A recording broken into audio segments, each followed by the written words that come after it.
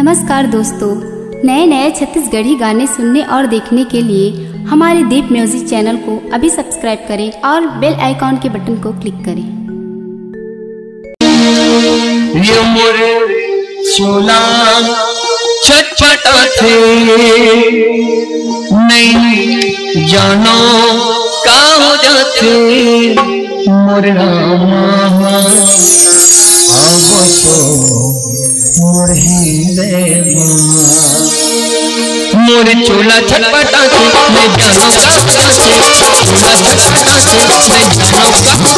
हो चंदा सरदिया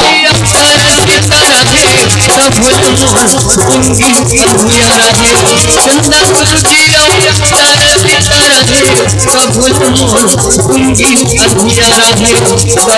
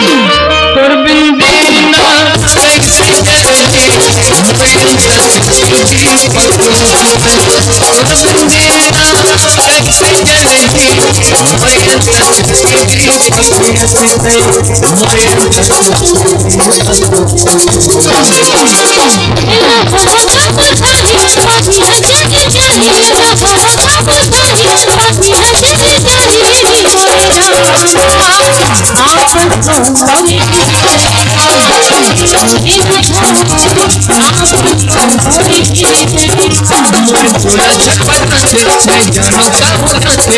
चोला छटपटाते मैं जानो का हो जाते मोरे